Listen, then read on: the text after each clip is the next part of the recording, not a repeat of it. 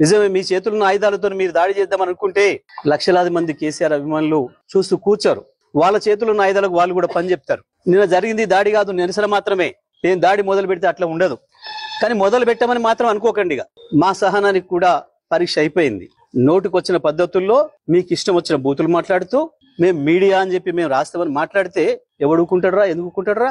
ఇప్పటికైనా నేను చెప్తున్నా, మహాన్యూస్ యాజమాన్యం వెంటనే కేసీఆర్ కు కేటీఆర్ కు క్షమాపణలు చెప్పాలి, చెంపలేసుకోవాలి. లేదంటే ఎవడిని వదిలిపెట్టాం. మీడియా ముసుగులో దాచుకుందాం అనుకుంటున్నారేమో, లేదా చంద్రబాబు రేవంత్ రెడ్డి కాపాడతారనుకుంటున్నారేమో. ఎక్కడ ఉన్నా ఎక్కడ దాచుకున్నా బిన్ లాడెన్ వెతికినట్టు వెతికి పట్టుకొని మీ పని చేస్తాం. ఒక్కడిని కూడా వదిలిపెట్టాం. ఒక పథకం ప్రకారమే ఈ దుర్మార్గానికి పూనుకుంటున్నారు. గత సంవత్సరాల కాలంగా ఓపిక పడతా ఉంది. ఈ వంక పెట్టి ఆ వంక పెట్టి ఓ స్లాటర్ హౌస్ లో పెట్టుకొని ఇక్కడ డ్రామాలు ఆడుతున్నారు. ఎవరి గురించి మాట్లాడుతున్నారు? తన ప్రాణాన్ని అడ్డం పెట్టి తెలంగాణ సాధించిన కేసీఆర్ గురించి మాట్లాడతారా మీరు? ఏమనుకుంటున్నారు? మీ బల్పులేంది, మీ అహంకారాలేంది? ఒకరిద్దరు నీచులు ప్రభుత్వాన్ని ఏళ్తున్నారు, మా బాబు చెంచాలు మా చెంచాలు అనుకుని విరవీగుతున్నారు. ఆ స్లాటర్ హౌస్ ని వదిలిపెట్టాం ఎట్టి పరిస్థితుల్లో. నేను మళ్ళీ చెప్తున్నా, నిన్న జరిగింది దాడి కాదు, నిరసన మాత్రమే. దాడి మాది ఇంకో తీరుగా ఉంటది. కేసీఆర్ క్షమించినా మేము వదిలిపెట్టాం. తెలంగాణ వాదులుగా మేము వదిలిపెట్టాం ఎవరిని కూడా. నేను అన్ని ఆలోచన చేసి చెప్తా ఉన్నా. ఏ పోలీసులు ఎవడు ఆపలేడు మిమ్మల్ని. తెలంగాణ పోలీసులు మాపై దాడి జరిగితే పేక్షపాత్రం వహిస్తారు. వాళ్ళ దగ్గర అక్రమ పిటిషన్లు తీసుకుని మాపై కేసులు పెడుతున్నారు. దీనికి ఏదో భయపడతాం అనుకుంటున్నారు. దానికి భయపడడానికి లేం. చాలా మందిని చూసి వచ్చినాం. ఇక ప్రజా కోర్టుల్లోనే శిక్షలు ఇస్తాం. అది కూడా నేను సాకు చెప్పదలుచుకున్నా. మీ ఇష్టం వచ్చినట్టు.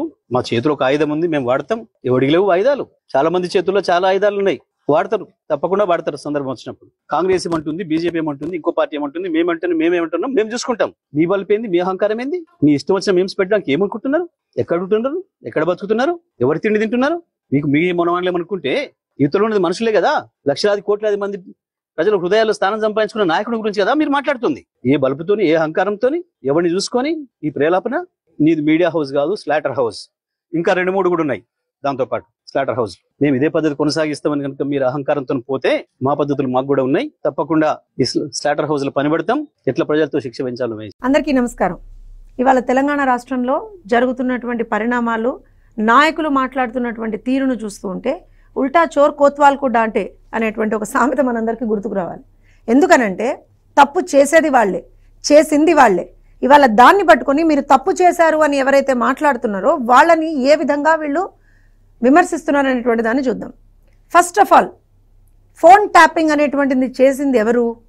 ఏ ప్రభుత్వ హయాంలో జరిగింది? నిన్న ఎవరైతే ఒక ఎక్స్ మినిస్టర్ తనను తాను గత 10 సంవత్సరాల్లో తెలంగాణ రాష్ట్రంలో మంత్రిగా పనిచేసినటువంటి వ్యక్తి, తనను తాను చాలా చాలా చాలా సీనియర్ మోస్ట్ పొలిటీషియన్ అని అనుకునేటువంటి వ్యక్తి, నేను కేసీఆర్కి అనుంగ శిష్యుణ్ణి అని అనుకునేటువంటి వ్యక్తి, ఇంకా మనం అనకూడదు ఎందుకంటే వాళ్ళ భాష, వాళ్ళు మాట్లాడేటువంటి భాషలో మనం ఏ రోజు మాట్లాడకూడదు కాబట్టి మనం ఆ భాష మాట్లాడడం. అలాంటి వ్యక్తి నిన్న మీడియా ముందరకు వచ్చి ఏ మీడియానైతే తిట్టకూడదో ఆ మీడియాని తిడుతూ అదే మీడియా ముందరకు వచ్చి మాట్లాడాడు. ఏమంటాడు? ఎవర్రా మీరంతానా? ఎట్లుంటారా మీరు తెలంగాణలోనా?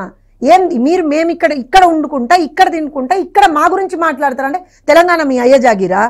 ఎవరిది తెలంగాణ? తెలంగాణ ప్రజలది. తెలంగాణ కష్టపడి పోరాడి కొట్లాడి తెచ్చుకున్నటువంటి ప్రజలది తెలంగాణ. ఏ పార్టీ సొత్తు కాదు తెలంగాణ.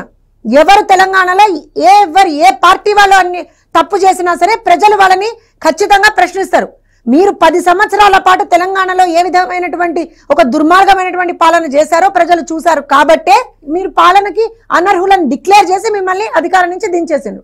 అరే మీకు గెలవనీకి చేతగాక మీరు తప్పులు చేశారు కాబట్టి మిమ్మల్ని ప్రజలు శిక్షిస్తే మా మీద పడి ఏడుస్తారు ఏంటంటే నాకు అర్థం కాదు. తెలుగుదేశం పార్టీ ఏం తప్పు చేసింది? చంద్రబాబు నాయుడు గారు ఏం తప్పు చేశారు? అవును, ఒక మీడియా సంస్థ మీద దాడి జరిగినప్పుడు ఇది తప్పు, ప్రజాస్వామ్యంలో ఇలాంటి తప్పులకి తావు లేదు అని చెప్పాం. మేము ఇలాంటి దాడులకి తావు లేదని చెప్పినాం. అది మీ పార్టీ అయినా సరే, ఇంకో పార్టీ అయినా సరే, ఏ పార్టీ అయినా సరే అదే చెప్పాలి. ఇదే రాజకీయం అంటే, ఇదే ప్రజాస్వామ్యంలో ఉండాల్సినటువంటి తీరు. తమాషాలు అవుతున్నాయా? నోరుంది కదా అని ఎంత వస్తే అంత మాట్లాడతారా? ఎవరయ్యా తొత్తులు? ఎవరు తొత్తులు? పోయి అడుగు మీ సార్ని, కేసీఆర్ గారిని అడుగు. ఎక్కడి నుంచి తన రాజకీయ జీవితం స్టార్ట్ చేసిండో ఒకసారి అడుగు. మేము ఏ రోజున కూడా ఏ ఒక్క పార్టీకి సంబంధించినటువంటి నాయకుల గురించి మేము తప్పుగా మాట్లాడలే. మేము కానీ మా అధినాయకుడు కానీ ఏ రోజున తప్పుగా మాట్లాడలే. మీకు ఇవాళ వస్తున్నటువంటి ఇబ్బంది ఏంటిది అంటే, మీరు అధికారంలో లేరు కాబట్టి, అధికారం మీకు కావాలి కాబట్టి మళ్ళీ తెలంగాణ సెంటిమెంట్ని రెచ్చగొట్టి రాజకీయం చేద్దాం అనుకుంటున్నారా? ఏమంటారు? ఇంకోటి ఏమంటారు? ఇది దాడి కాదు నిరసననా? మిమ్మల్ని మీరు రౌడీలు అనుకుంటున్నారా? గుండాలు అనుకుంటున్నారా? లేకపోతే సంఘ విద్రోహ శక్తులు అనుకుంటున్నారా? ఏమనుకుంటున్నారు మిమ్మల్ని మీరు? ఇక్కడ ఉన్నటువంటి ప్రభుత్వం కాంగ్రెస్ ప్రభుత్వం నిజంగా ఇవాళ రోజున నిమ్మకు నీరెత్తినట్టు కూర్చుంది కాబట్టి మీరు ఇట్లా ఇంకా కూడా బయటకు వచ్చి మాట్లాడగలుగుతున్నారు. ఇదంతా చూస్తుంటే ఏమనిపిస్తుందంటే మీరు కాంగ్రెస్ కలిసిపోయి ఉన్నారేమో అని అనిపిస్తున్నది. ఏం తమాషాలండి ఇవి, నాకు అర్థం కాదు. ఏం మాట్లాడుతున్నారు? ఒక మీడియా సంస్థ మీద మీరు దాడి చేస్తారు, అక్కడ ఉన్నటువంటి ప్రాపర్టీని డ్యామేజ్ చేస్తారు, అక్కడ ఉన్నటువంటి ఉద్యోగస్తుల మీద మీరు దాడులు చేస్తారు, మళ్ళా వచ్చి బయటకు వచ్చి ఇది తెలంగాణ అని మాట్లాడతారా? తెలంగాణ సంస్కృతి, దాడుల సంస్కృతి తెలంగాణ సంస్కృతి కానే కాదు. తెలంగాణ అంటేనే అత్యంత ప్రేమ ఆప్యాయతలతోటి ప్రతి ఒక్కళ్ళను కూడా మన హక్కున చేర్చుకునేటువంటి సంస్కృతి తెలంగాణ సంస్కృతి. బూతులు మాట్లాడటము, దాడులు చేయడము, తలలు పగలగొట్టడం ఈ తెలంగాణ సంస్కృతి కాదు. మీ పాత దోస్తు జగన్మోహన్ రెడ్డి గారి దగ్గర నేర్చుకున్నారు కావచ్చు మీరు ఇది. వాళ్ళు ఎట్లయితే పార్టీ ఆఫీసుల మీద, మీడియా సంస్థల మీద దాడులు చేసి వాళ్ళని బూతులు తిట్టి ఏదైతే వాళ్ళు 2019 నుంచి 24 వరకు చేసిండ్రో మీరు అదే ఇవాళ రోజున మళ్ళీ ఇక్కడ రెప్లికేట్ చేద్దామని అనుకుంటున్నారు కావచ్చు. తెలంగాణలో వీటన్నిటికీ తావులేదు. ఇప్పటికైనా సరే కాంగ్రెస్ సర్కారు కళ్ళు తెరిచి ఏదైనా మీకు గూడుపుటాని ఏదైనా నడుస్తున్నా లేకపోతే ఏదైనా అంతర్గత ఒప్పందం ఉన్న వాటన్నిటి పక్కన పెట్టి ప్రజల పక్షాన, ప్రజాస్వామ్యం పక్షాన మాట్లాడాల్సినటువంటి అవసరం ఉంది. ఇంత వల్గర్ గా, ఇంత ఫిల్డీ లాంగ్వేజ్ లో ఒక మాజీ మంత్రి సాక్షాత్తు మీడియా ముందరకు వచ్చి మాట్లాడితే ఎందుకు పోలీసులకు కనబడతలేదా?